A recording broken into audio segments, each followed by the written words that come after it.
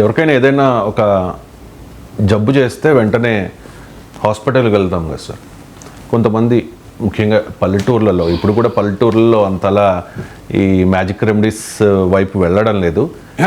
పల్లెటూరులో మహానగరాల్లోనే ఉన్నది, ధోరణి ఏం పల్లెటూర్లలో కాదు. అదే సార్, ఒక వింతని కాదు, చాలా ఆశ్చర్యం కలిగించే విషయం ఇది. అహ్మదాబాద్ గవర్నమెంట్ సివిల్ హాస్పిటల్లో ఐసీయూలో ఒక మంత్రగాడు మ్యాజిక్ రెమెడీస్ చేసే ఒక వ్యక్తి వచ్చి ఐసీయూలో ఉన్న పేషెంట్ని అతనికి ఏదో తన హెడ్ మీద చేయి పెట్టి ఏదో మంత్రాలు అది చదువుతున్నాడు.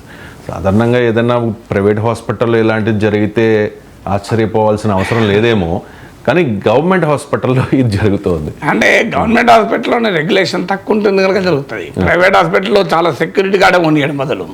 సో గవర్నమెంట్ అది కూడా గుజరాత్ అనుకుంటాను, అహ్మదాబాద్లో చాలా టాప్ ఆసియాలోనే famous hospital government hospital, government civil hospital. So it's one of the top most హాస్పిటల్స్లో వెళ్ళారు. ఫస్ట్ ఐసీయూలోకి బంధువులు ఎలా చేయరు, మనందరికీ తెలుసు ఐసీయూ ఇస్ వెరీ స్ట్రిక్ట్. ఎందుకంటే చాలా ఫ్రెజైల్ పేషెంట్స్ ఉంటారు కనుక మీకు ఇన్ఫెక్షన్స్ వచ్చే ప్రమాదం ఉంటుంది కనుక మన బంధువులు కూడా పోనివారు. పోనిచ్చినా కూడా ఒక 5 నిమిషాలు మీరు వెంటనే చూసి బయటికి రావాలి. వాళ్ళకి కావాల్సిన అన్ని అవసరాలు ఐసీయూలో ఉన్న స్టాఫే కేర్ తీసుకుంటుంది. అలాంటి ఐసీయూలోకి ఎంటర్ అయ్యి మంత్రాలు తంత్రాలు చేస్తే, అంటే ఇప్పుడు ఇవాళ మన టీవీ ఛానల్ డబ్బుల కొరకు అడ్వర్టైజ్మెంట్లు వేస్తలేవా? నేను ఆ మధ్య ఏదో టీవీలో చూశాను, మీ పిల్లవాడికి జ్వరం కాదని అది హాస్పిటల్లో ఆత్మలు పట్టుకున్నాయి, గట్టిగా 8-9 ఆత్మలు పట్టుకున్నాయి. ఇట్లా చెప్తున్నారు, ఇది క్యాన్సర్ కాదు, మీరు క్యాన్సర్ అనుకుంటారు, కాదు అది ఆత్మ, ఇట్లా చెప్తున్నారు. సో ఇది టీవీలో వస్తున్నాయి.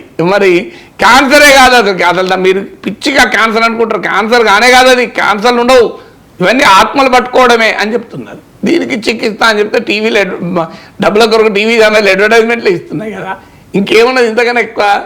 అందువల్ల మనకు అన్ఫార్చునేట్లీ ఇక్కడే కాదు, మీకు ఇది ప్రభుత్వాలు కూడా ఎంకరేజ్ చేస్తున్నాయి. అన్ఫార్చునేట్ ఇప్పుడు మధ్యప్రదేశ్లో మీకు ప్రభుత్వం ఏం చేసిందంటే ఆశ్చర్యం ఇస్తాం మనకు.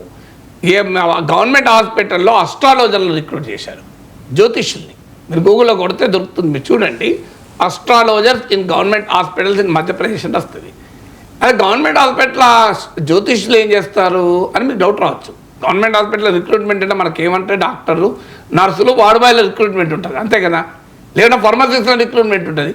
గవర్నమెంట్ ఆఫీస్లో జ్యోతిష్యులు రిక్రూట్మెంట్ ఏంటంటే హాస్పిటల్లో ముందు జ్యోతిష్యుని కలవాలి, జ్యోతిష్యుని నీకు చెప్తాడు తగ్గుతుందా తగ్గదా అని, దాన్ని బట్టి నువ్వు డాక్టర్ దగ్గర పోడు. ఏమన్నా అర్థం ఉందా? ఇది జ్యోతిష్యాన్ని నమ్మే వాళ్ళు నమ్మండి, నాకు అభ్యంతరం లేదు, అది ఎవరిష్టం వారు. కానీ గవర్నమెంట్ హాస్పిటల్లో తీసుకొచ్చి జ్యోతిష్యుని పెడితే, అది పెట్టి జ్యోతిష్యుడు చెప్తే లోపలికి పోడు, లేకపోతే లేదంటే అంటే మరి బహుశా హాస్పిటల్కి ఎక్కువ మంది పేషెంట్లు అయితే కొంతమంది ఇంటికి పంపించే ఏర్పాటు ఏమన్నా తెలియదు. అలాగే మధ్యప్రదేశ్లో మిడ్ డే మీల్ స్కీమ్ నుంచి ఎగ్గును తీసేశారు. మూఢనమ్మకం చూడండి, అంటే శాకాహారం మాత్రమే తినాలి అని. దేశంలో 80% మాంసాహారలే, రియాలిటీ కదా. నేను ఈ మాట చెప్తున్నానంటే మీరు శాకాహారుల కోపం రాకండి, నేను మీలాగా స్ట్రిక్ట్ వెజిటేరియన్, మామూలు వెజిటేరియన్ కాదు, నేను ఎగటేరియన్, కోడిగుడ్డు తిన్నాను, నాకు అంటే రేర్గా తింటాను. I'm strict vegetarian, love vegetarian diet, నేను నాన్ వెజ్ తినను. కానీ నేను మైనారిటీ, సమాజంలో మెజారిటీ మాంసాహారం తింటారు, మాంసాహారం మంచిది, అవసరం కూడా. నేను తినడం ఎగ్ అవసరమే, an egg day keep the doctor away. నాకు తినబుద్ది కాకపోతే నా తప్పు వాళ్ళ తప్పు కాదు కదా. ఫిష్ ఎంత మంచిది ఆరోగ్యానికి, నాకు తినాలని నేను ఫిష్ తినలేను. సో నా ప్రాబ్లం అది, నా ప్రాబ్లం ప్రపంచ ప్రాబ్లం ఎట్లయితుంది. కానీ మీరు కొద్దిమంది శాకాహారుల ఆధిపత్యం కలిగిన ఆలోచన సరళి ఎక్కడి దాకా పోయిందంటే మధ్యప్రదేశ్లో మిడ్ డే మీల్ స్కీమ్ అంటే పేద బిడ్డలకు పౌష్టికాహారం ఇచ్చే కోడిగుడ్డును దూరం చేశారు. ఇలాంటి మౌఢ్యం ప్రభుత్వాలే ప్రదర్శిస్తున్నాయి. అందువల్ల ఇప్పుడు అక్కడ హాస్పిటల్ సూపరింటెండెంట్ ఇచ్చిన వివరణ ఏంటంటే, బంధువు రూపంలో వచ్చాడు, మాకు తెలియదు, బంధువు అనుకున్నా అని. కానీ నమ్మడానికి వీలు కావడం లేదు. ఎందుకంటే బంధువు వచ్చి తాంత్రిక పూజలు జరిపే మంత్రాలు వేస్తే అంతవరకు కూడా ఉంటాడు, ఆ బంధువులనే ఎలా చేయరు కదా ఐసీలో. అంటే వేరే it's safety of other patients ముఖ్యం కదా. మీకు మోడర్న్ సైన్స్ పైన విశ్వాసం పోదా? ఆధునిక సైన్స్. ఇప్పుడు దేవుడు ఆఖరికి ఎంతటి భక్తుడైనా భగవంతుడిని మొక్కి హాస్పిటల్ పోయే ముందు దేవునికి ఒకసారి దండం పెట్టుకొని నాకు కొద్దిగా ఆరోగ్యాన్ని కల్పించాను వెళ్ళి డాక్టర్ని నమ్ముతారు. మళ్ళీ దండం పెట్టుకొని ఇంట్లో కూర్చుంటారు. నాకు చెప్పండి, హార్ట్ అటాక్ అంతే ఎవరన్నా ఇంట్లో కూర్చొని గుండ వ్రతం అని ఒకటి వ్రతం చేసుకుంటూ ఉదయ వ్రతం అని చెప్పి ఉదయ అనుకుంటూ కూర్చుంటారా?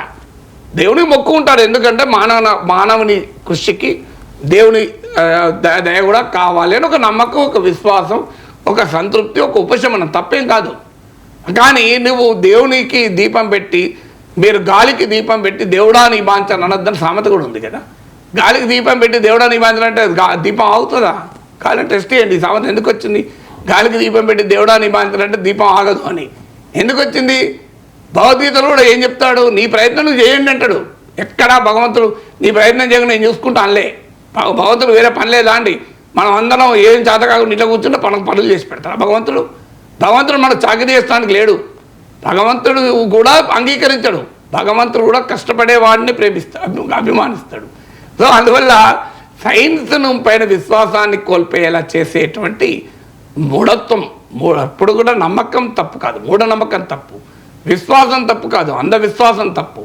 అందువల్ల ఇలాంటి మూఢనమ్మకాలు ఆధునిక సైన్స్ అభివృద్ధినే ఇవాళ చేస్తాయి. అయితే ఇదేదో మన దేశంలోని మనమే వెనకబడి అనుకోవద్దు. ప్రపంచ భూత వైద్యుల మాసం అమెరికాలో జరిగింది. మీకు ప్రపంచ భూత వైద్యుల మాసం గూగుల్ కొట్టండి వస్తుంది. అమెరికాలో జరిగింది. బహుశా ఎన్ని షిప్పులలో కోడిగుడ్లు నిమ్మకాయలు పట్టుకపోయినో తెలియదు. కొంత బూడిద కూడా తీసుకెళ్ళి ఉంటారు మన ఎన్టీపీసీ రామగుండ నుంచి కూడా, ఎందుకంటే మరి బూడిద కూడా చల్లాలి కదా. సో ప్రపంచ భూత వైద్యుల మాసం జరిగింది. నిమ్మకాయలు కట్ చేసి పసుపు వేసి దాని మీద మళ్ళీ కోడిగుడ్లు కోడి ఎన్ని చేసిండ్రు ఇక మరి అద్భుత వైద్యులు.